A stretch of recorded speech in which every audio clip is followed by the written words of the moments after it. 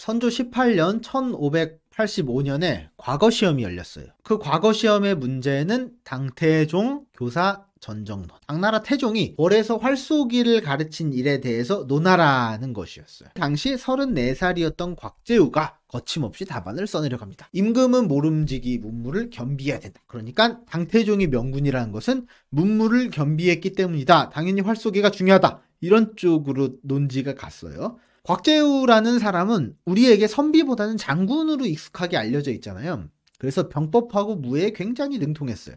결국 시험이 마무리되고 합격자 방이 붙었어요. 곽재우는 2등, 거의 합격을 따놓은 당상이었죠.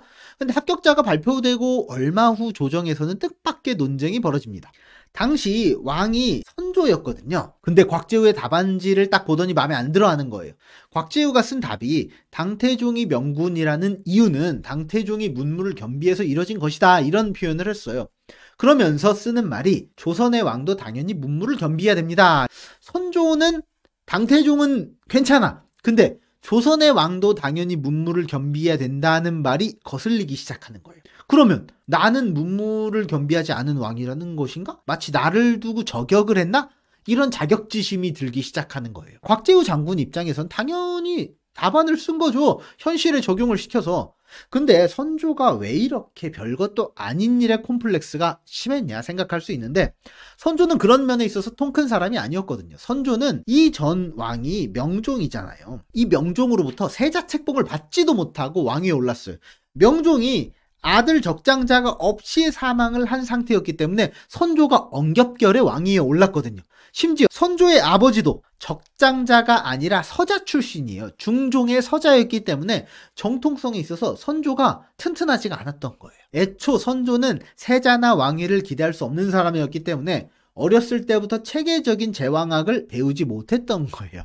그러니까 애초 문무를 겸비하면서 나라를 경영할 준비가 되지 못했다는 그 약점이 항상 선조에게 컴플렉스였고 아킬레스건이었다. 그런 뜬금없는 자격지심의 불똥이 곽재우 장군에게 튀게 된 거죠. 결국 곽재우 장군의 과거 합격은 취소됩니다. 곽재우 장군은 엄청나게 좌절하죠. 자존심도 엄청 상하게 됩니다. 양반가의 유일한 출세길인 과거 시험에서 퇴짜를 맞았으니까 앞으로 출세길도 막막하잖아요.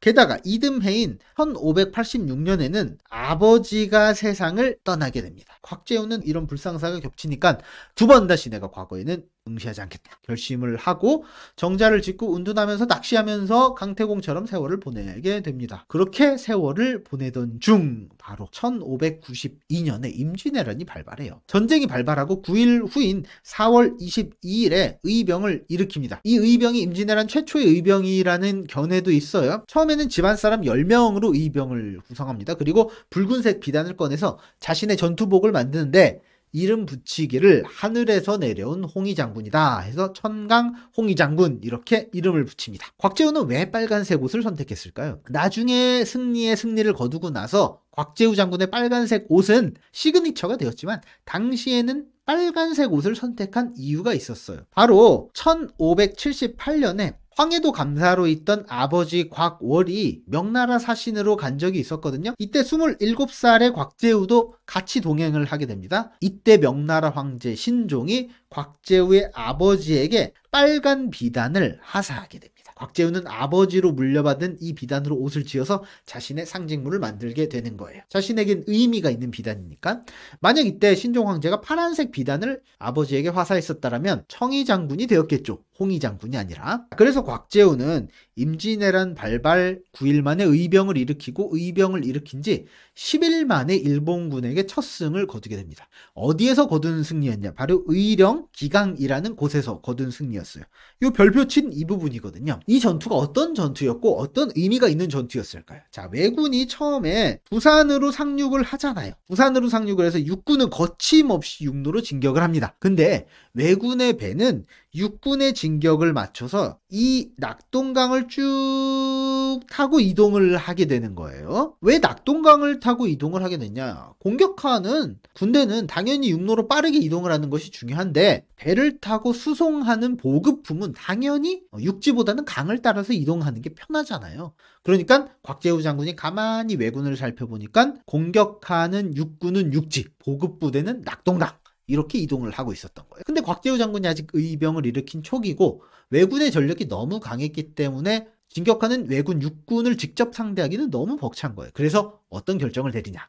우리는 직접 육군은 상대가 안 되니까 야, 보급 부대를 털자. 그래서 곽재우 장군이 강이 이렇게 흐르잖아요. 그 강 밑에 이렇게 말뚝을 박아놓게 됩니다. 왜 말뚝을 박았을까? 왜군의 배가 이렇게 오다가 말뚝에 배가 탁탁탁탁 걸려버리게 됩니다. 배가 멈춰서고 왜군이 당황할 수밖에 없죠. 이때 숲을 속에 매복한 의병이 총공격을 감행하게 됩니다. 무려 외선 11척을 납포하게 됩니다.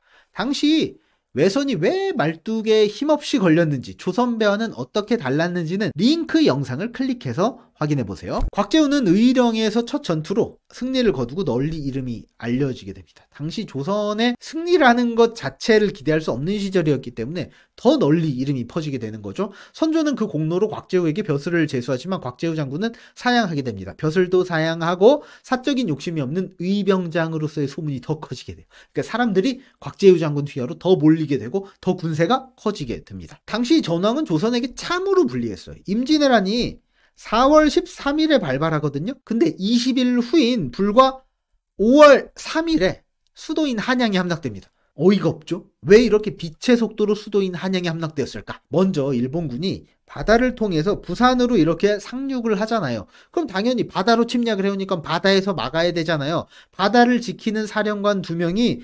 경상좌수사와 경상우수사예요.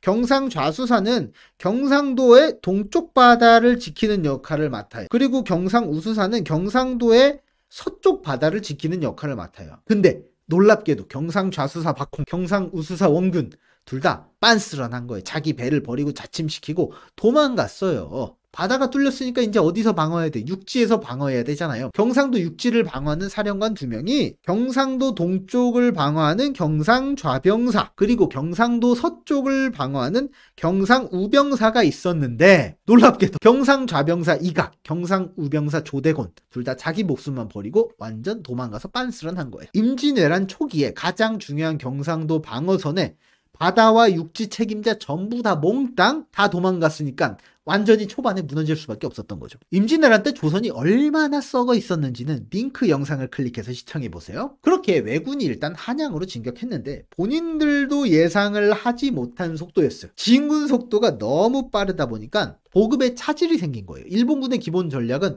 수륙병진이죠. 육군이 빠르게 북쪽으로 공격을 해서 수도인 한양을 털어버렸잖아요. 그만큼 수군은 어떻게 해요? 남해와 서해를 돌아서 군량과 보급품을 육군에게 전달한다. 이 전략을 기본으로 깔고 있었던 거예요. 근데 남해에는 누가 있냐? 바로 이순신 장군이 버티고 있었던 거예요. 임진왜란이 발발하고 20일 만에 한양이 함락됐는데 이순신 장군을 도저히 뚫을 수가 없는 거예요. 임진왜란이 일어난 지 2달 만에 6차례의 해전이 벌어지거든요. 일본군이 보급에 사활을 걸고 바다 쪽으로 진군을 하려고 애를 쓰고 있었던 거예요. 근데 이순신 장군이 어떤 전과를 거뒀냐? 조선군의 배는 한 척도 잃지 않았어요. 6차례 해전 동안 사망자가 10명 남짓. 같은 기간 왜군의 배는 100척이 파손됐어요. 그러니까 사상자는 아마 수천 명이 이르렀을 거예요. 왜군의 스텝이 여기서부터 꼬이기 시작하는 거예요. 조선군은 6차례 전투에서 배는 한 척도 잃지 않고 10명 정도 사망하는데 100척이 왜군이 파손됐잖아요. 한양까지 육로는 너무 빨랐는데 수군은 이순신을 도저히 뚫을 수가 없는 거예요. 그러니까 바다로의 보급이 완전 불가능해졌다. 그러면 보급을 하긴 해야 되는데 어떻게 하냐? 바다로 보급이 불가능하니까 보급도 육지로 해야겠다. 그래서 보급과 군량을 충당하려면 어디로 가야 되냐? 곡창지대인 호남을 차지할 수밖에 없는 거죠. 자, 그래서 일본군은 이도저도 안 되니까 육로를 통해서 전라도를 향해 진격하려고 합니다. 일본군이 부산으로 들어왔죠. 그리고 어디로 가느냐? 의령, 그리고 함안, 그리고 남원, 그리고 전주. 이 루트를 따라서 전라도 지역을 공략하려고 합니다.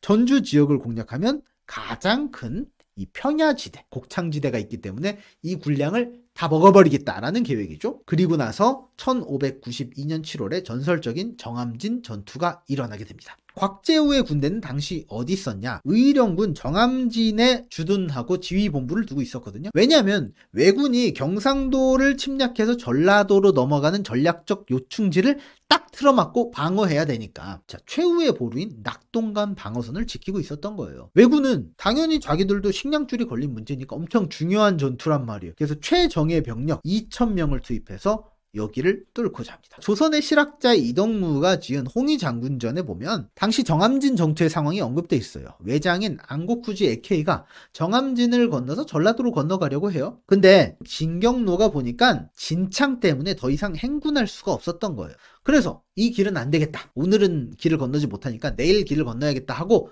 오늘 조선인 포로를 시켜서 단단하고 얕은 곳에다가 말뚝을 미리 박게 한 거예요. 그러면 다음날 됐을 때 말뚝 박아놓은 마른 땅으로 진군하면 편하니까. 근데 곽재우 장군이 가만히 저기 말뚝을 박는 것을 염탐을 한 거죠. 저기 보니까 진창을 피해서 딱딱한 곳에 말뚝을 뽑아서 진경로를 표시해 놨다는 걸 알아차려.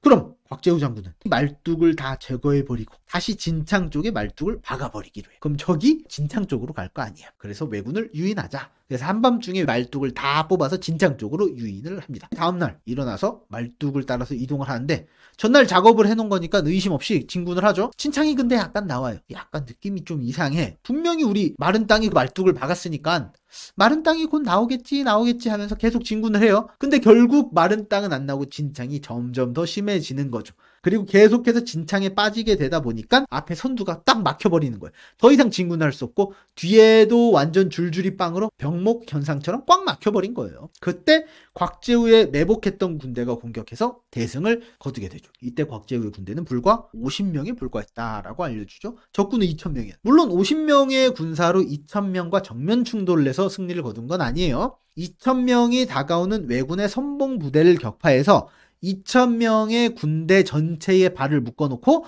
그 전투에서 철수할 수밖에 없게 만든 거죠. 결국 일본군이 육상으로 경상도를 지나서 전라도의 곡창지대로 가는 길을 막았다는 점에서 전략적으로 어마어마하게 중요한 승리였다. 조정에 출사한 적도 없었고 과거에 급제했지만 관직에 나가지도 않았던 곽재우가 어떻게 이런 전술을 펼칠 수 있었을까요?